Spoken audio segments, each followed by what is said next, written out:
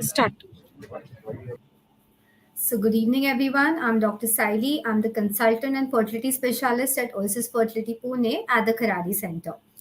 So, I welcome you all for today's Facebook Live session. And today we have come up with another interesting topic, that is understanding the fertile period and what things to do during this period. Now, prior to moving to what the fertile period is, let us understand how a menstrual cycle of a woman runs, how the formation of eggs, the fertilization, and the formation of your baby and pregnancy happens. So, ideally, whenever a woman gets her menses from the second day of her menstrual cycle, she has these multiple small follicles that are basically going to grow and contain an egg inside it. Those are going to grow. So, from the second day of the periods, you have this hormone which is known as the follicle stimulating hormone. Now, this hormone is going to act on these follicles and cause the follicles to grow. Now, basically, under the action of this hormone in a normally menstruating woman, a woman who has her menstrual cycle of around 28 to 30 days, the follicle is going to reach a size of around 18 to 20 by the 12th to the 14th day. And post this, the follicle is going to rupture and it is going to release the egg. So, when the follicle ruptures and releases the egg, during this time when the couple has contact, then only can the chances of pregnancy or conception be there. Now, here you have to understand that the initial growth of the follicles is under the action of a hormone that is known as the follicle stimulating hormone. Later on, the final maturity of the follicle, increasing the quality of the egg that is inside the follicle, and the process of ovulation takes place under the action of a hormone that is known as LH or the luteinizing hormone. Now, after the process of ovulation, that is when your follicle has ruptured, it has released the egg, this egg is going to be picked up by the fallopian tube. And here, when the couple has contact, the sperms are going to enter, through the uterus to the fallopian tube, and then the process of fertilization is going to take place. Now, again, the egg that is released from the ovary has a lifespan of around 24 hours. So, the sperms have to be present during the period of ovulation. So it is only in a period of 1 day or 24 hours that the fertilization takes place, that only can a pregnancy result, because post a 24 hours period the egg is going to get dissolved. But a sperm that is released by a natural contact is going to survive for a period of 3 to 5 days. So even if a couple has had contact 3 to 5 days prior to the ovulation, can the chances of conception or pregnancy be there? Now, what is the fertile periods? So, fertile period are basically the days in the menstrual cycle where the chances of the couple attaining pregnancy is maximum. Now, this duration is ideally, as we say, 4 days prior to ovulation, on the day of ovulation, and 2 days after ovulation. So, this span of around 7 days is known as a fertile period.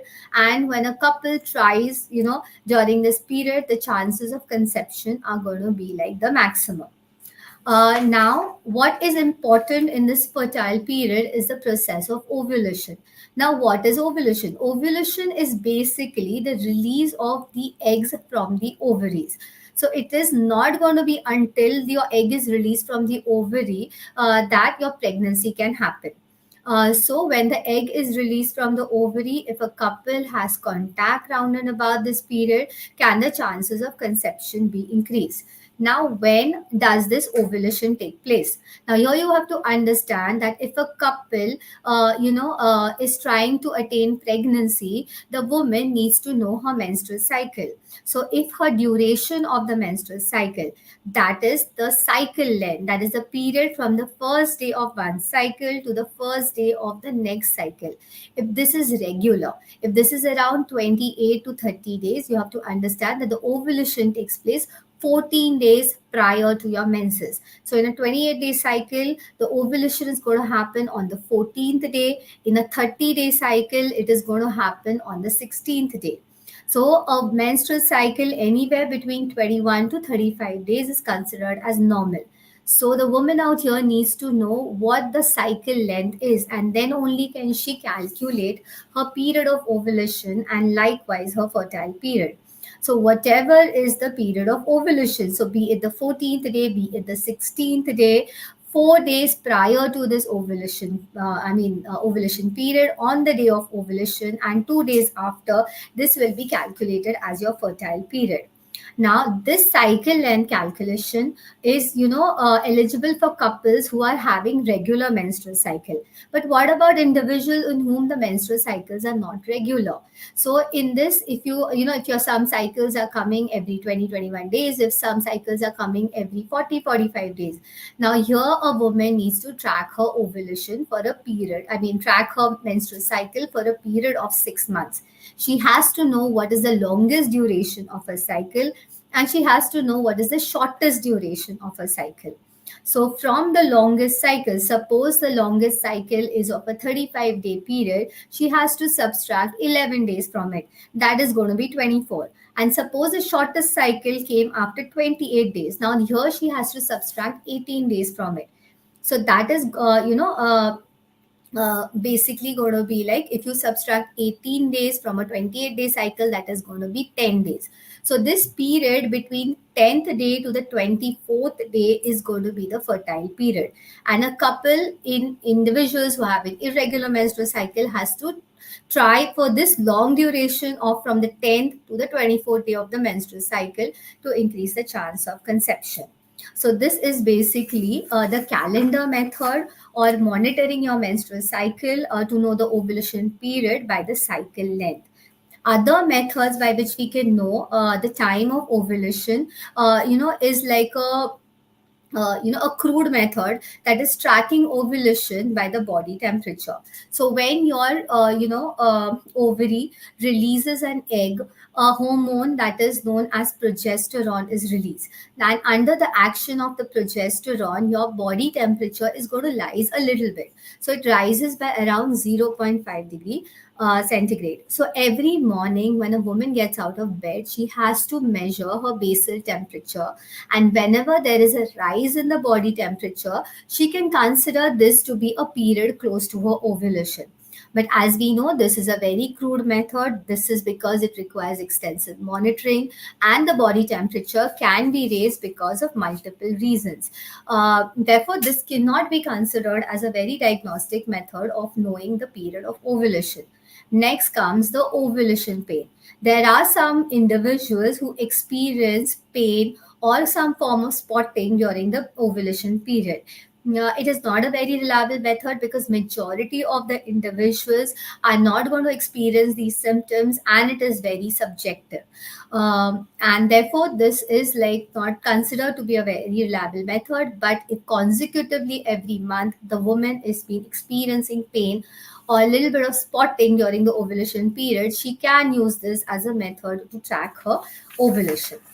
Okay, our next method to know about the period of ovulation is going to be, monitoring the consistency of the cervical discharge or the cervical mucus.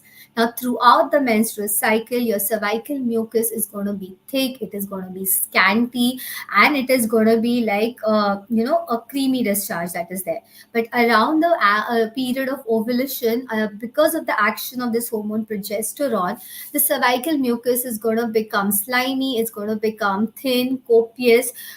Basically the consistency of this cervical mucus is going to allow the sperms to properly negotiate through the secretions.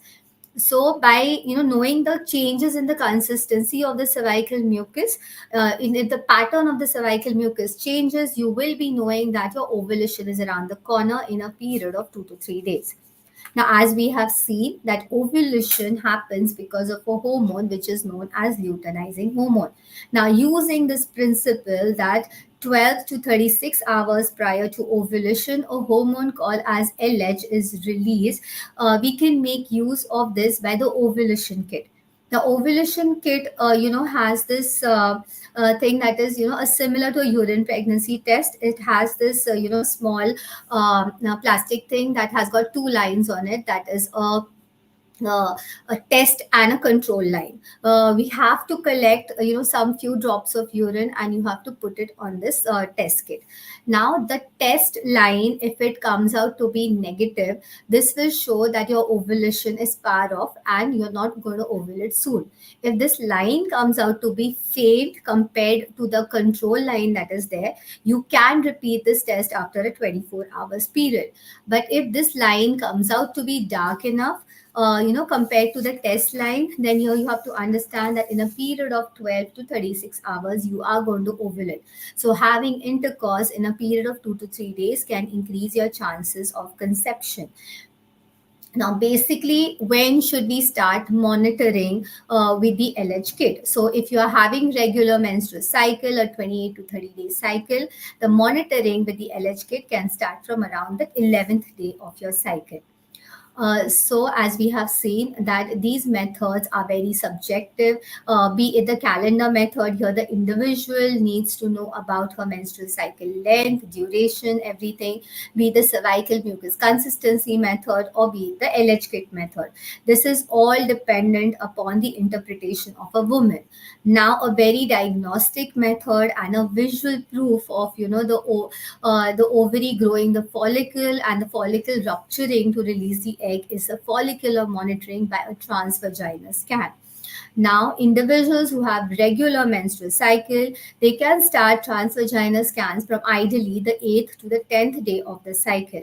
Here, the follicle size can be monitored, and whenever the follicle reaches a size of around 18 to 20 mm, here you have to, understand that your follicle is going to rupture and release the egg in another 2 to 3 days. So the next scan that is coming over will show that the follicle has collapsed, it has released fluid along with the egg.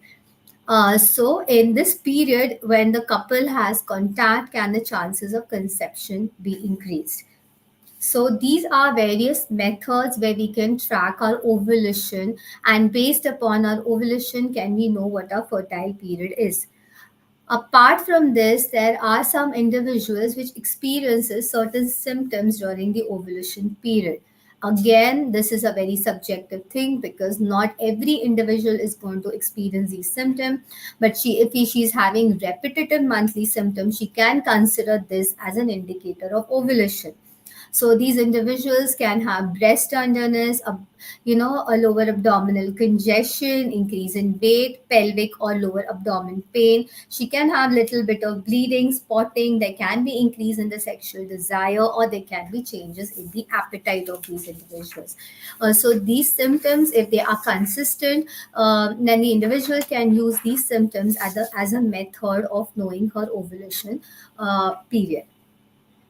Okay, so as we have seen all these methods, here you have to understand that these methods of detecting the period of ovulation can only be used in individuals who have regular menstrual cycles. So, individuals who have irregular menstrual cycles, in whom the menses are not coming every 2 to 3 months, or they are not having periods, we cannot use these methods to detect the period of ovulation. Now, what is the prime aim in individuals who are not ovulating, or individuals in whose follicles are not growing? The main thing will be ovulation induction, giving medicines in the form of oral medications like letrozole or clomiphene, or using injectables like gonadotropin. First, we have to grow these follicles. Then we will have to monitor the growth of the follicles, and only when this follicle ruptures to release the egg can these individuals try for a natural intercourse and try for pregnancy. So, coming to the causes of delayed menses or causes of anovulation, basically you have to rule out pregnancy or breastfeeding in these individuals. Other causes can be, in young individuals who has a premature ovarian insufficiency. That is, if the egg number is of a lower side, the eggs are not growing or ovulating at the right time. Individuals who have menopause, that is advanced age, and her egg reserve has declined and she's in the menopausal stage. Individuals with obesity, or individuals who have a very low BMI, very low weight, those individuals who have anorexia or who have increased exercise, increased fatigue or stress, all these individuals can have irregular menstrual cycles. The most common cause of irregular menstrual cycle, which is seen in around you can say 15 to 30% of these individuals, is PCOS, that is polycystic ovarian syndrome. So if the individual comes under the category of PCO, then in these individuals we can give them ovulation induction, we can make these follicles grow, and these individuals, based upon the semen parameters, can try for a natural intercourse, or they can go for an IUI cycle. But if individuals who are obese, who have a very low weight, or if they are under stress, fatigue, or they are exercising a lot, if they're stressing the body a lot, then they have to remove all of these stressing factors. They have to take care of the causative factor. Then only can the ovulation be settled. Individuals who are having premature ovarian insufficiency, we have to do certain tests like AMH or do an ultrasound monitoring to know the number of follicles, and we have to attain pregnancy in these individuals as soon as possible, before the egg reserve is going to decline rapidly in these individuals. So these are basically the methods of monitoring your ovulation and knowing your fertile period, so that this can increase the chances of conception. So by using all these monitoring methods, by knowing your ovulation period, it is ideally suggested from an infertility specialist that you should try naturally for a period of around 1 year. In this period, if you are not able to conceive, then there can be some other factors. Can it be the abnormal semen parameters, the quality of the eggs, tubal factors, your uterine factors, that can be the reason that you're not able to conceive. So after a period of 1 year of proper monitoring and having sexual intercourse, if you're not able to conceive, you should definitely go and meet your fertility specialist so that they can guide the best way. So I think this is all that we have from my side. Let us see if you have any questions coming over from our viewers. Okay, so the first question is, what should I do on my fertile period? Well, the question says it all. During your fertile period, a couple has to have contact during this period so that the chances of conception can be increased. So basically, when you track your ovulation, when you know roundabout when your ovulation is taking place, so you should have contact in a period of at least 4 days prior, on the day, or 2 days post ovulation, because your sperms are going to survive for a period of 3 to 5 days, and your egg is going to survive for a period of 24 hours.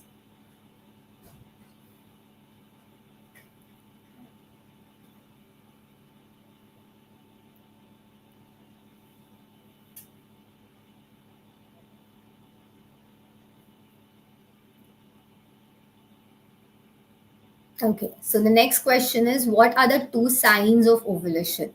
So as we have seen that the signs of ovulation can be, some individuals can experience little bit of pain during the ovulation process, or there can be little bit of spotting.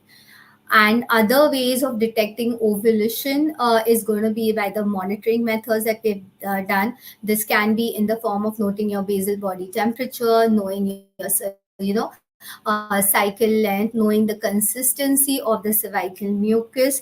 Then this can be by the follicular monitoring, when you'll come to know when exactly your follicle is rupturing. So in ovulation, your basal body temperature is going to rise a little by around 0.5 degrees centigrade. There's going to be changes in the consistency of the cervical mucus. There is going to be, the next thing is individual can experience a little bit of pain or spotting during this period. And round about the ovulation period, these individuals can have certain symptoms, like they can have breast tenderness, they can have increase in the sexual desire, they can have changes in appetite. So these are the basic signs of ovulation.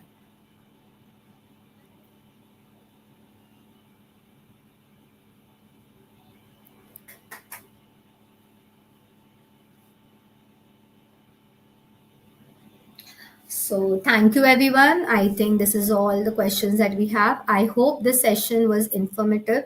And all the best for the couples who are trying to conceive. If any help that is needed from our side, you can dial the helpline number that is given below, or you can reach us physically at any of our two centers, that is Oasis Fertility at Kaspate Vasti at Wakad, or at Arasa Avenue at Kharadi.